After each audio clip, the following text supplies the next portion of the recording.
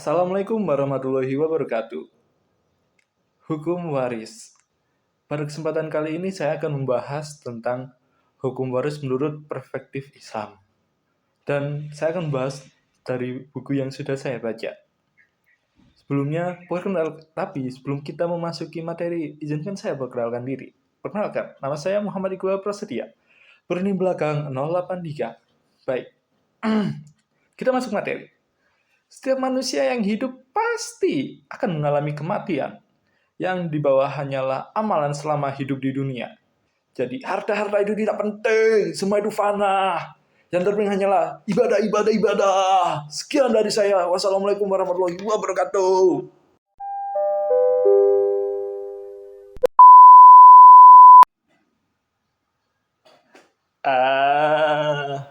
Apakah Anda pikir video ini sudah selesai? Tidak dong.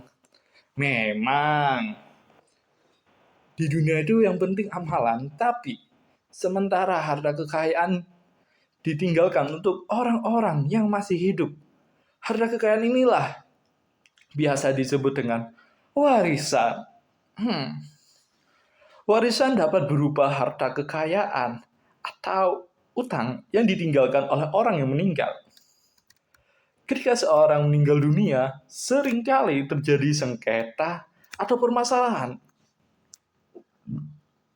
dalam hal ini pembagian warisan, sehingga tidak heran jika warisan ini menjadi hal sensitif untuk dibicarakan dalam kehidupan manusia. Bahkan warisan ini biasanya menjadi penyebab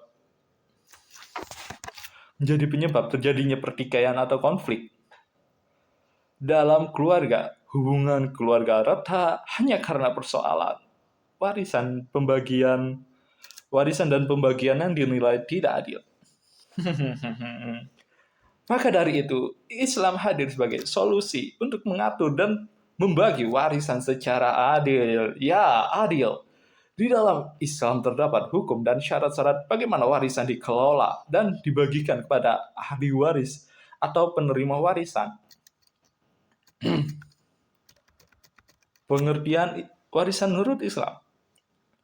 Warisan dalam pengertian hukum dan syariat Islam merupakan aturan yang dibuat untuk mengatur dalam hal pengalihan atau perpindahan harta seseorang yang telah meninggal dunia kepada orang yang atau keluarga yang disebut juga ahli waris.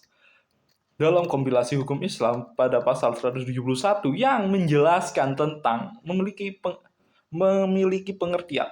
Hukum kewarisan adalah hukum yang mengatur tentang pemindahan hak pemilikan harta peninggalan dalam kutip tirkah. Pewaris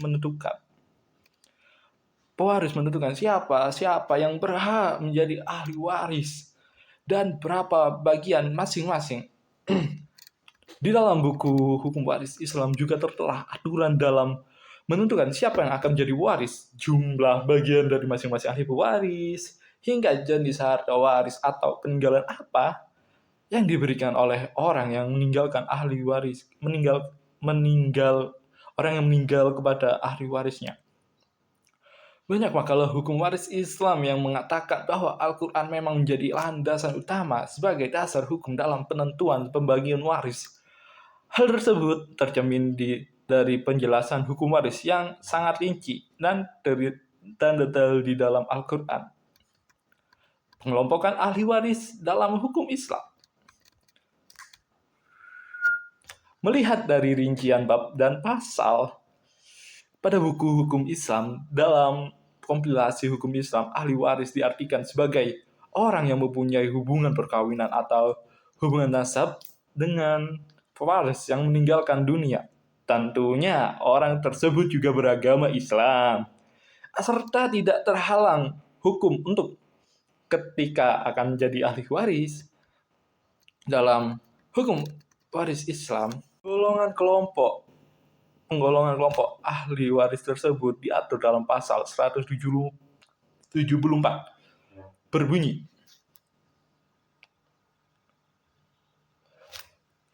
kelompok ahli golongan laki-laki yaitu ayah, anak laki-laki, saudara laki-laki, paman dan juga kakek. Golongan perempuan, ayah yaitu ibu, anak perempuan, saudara perempuan, dan juga nenek. Penggolongan kelompok menurut hubungan perkawinan. Kelompok ini terdiri dari janda ataupun duda. Apabila semua ahli waris ada, maka yang berhak dapat waris hanya anak, ayah, ibu, janda, atau duda. Untuk urutan waris sebagai berikut. Pertama, anak laki-laki. Kedua, anak perempuan. Ketiga, ayah. Keempat, ibu. Kelima, paman. Keenam, kakek. Ketujuh, nenek. Kedelapan, saudara laki-laki. Kesembilan, saudara perempuan. Kesepuluh, janda. Kesebelas, suami. Ada pula penggolongan kelompok ahli waris dari segi pembagian dalam hukum waris Islam yang menjadi 3 kategori, yaitu pertama, kelompok ahli waris Zawil Furud yang mendapat pembagian pasti terdiri dari anak perempuan, ayah, ibu, istri, suami, saudara laki-laki atau saudara perempuan seibu, dan saudara perempuan seayah, kandung seayah. Kelompok ahli waris yang tidak ditentukan pembagian terdiri dari anak laki-laki dan keturunannya, anak perempuan dan keturunannya bila bersama anak laki-laki, saudara laki-laki bersama saudara wanita bila waris tidak memiliki keturunan dan ayah, kakek dan nenek, paman dan bibi, baik dari pihak ayah atau maupun dari pihak ibu dan keturunannya. Kelompok ahli waris pengganti diatur dalam pasal 185 dalam hukum waris Islam, kompilasi hukum Islam. Berbunyi, ahli waris mengalami peristiwa kematian terlebih dahulu dari pewarisnya, maka kedudukan bisa digantikan oleh pertama, anak dari ahli waris tersebut kecuali orang yang terhalang sesuai hukum pasal 173, keturunan dari saudara laki-laki atau perempuan sekandung, nenek dan kakek dari pihak ayah, nenek dan kakek dari pihak ibu, bibi dan paman keturunannya dari pihak ayah bila tidak ada nenek dan kakek dari pihak ayah. Rukun warisan. Nah, sama dengan persoalan-persoalan lainnya, waris juga memiliki beberapa rukun yang harus dipenuhi, sebab jika tidak dipenuhi salah satu rukun tersebut, harta waris tidak bisa dibagikan kepada ahli waris. Untuk menghindari hal tersebut, berikut beberapa rukun waris berdasarkan hukum waris. Pertama, orang yang mewariskan atau secara Islam disebut al-muwaris. Dalam hal ini, orang yang telah meninggal dunia yang berhak mewariskan harta bendanya. 2. Orang yang mewaris atau al-waris, orang yang memiliki ikatan keluarga dengan orang yang meninggal berdasarkan sebab-sebab yang menjadikannya sebagai orang yang bisa diwarisi.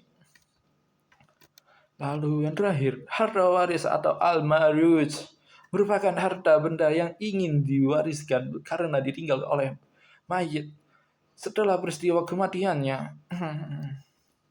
Kemudian kita memasuki besaran bagian ahli waris. Setiap ahli waris memiliki besaran bagian masing-masing dalam hukum waris Islam. Untuk mengetahui hal tersebut, saya akan menjelaskan bagian-bagian ini, pembagiannya. Ahli waris, 1 anak perempuan. Bagian besarnya adalah setengah jika dia seorang diri.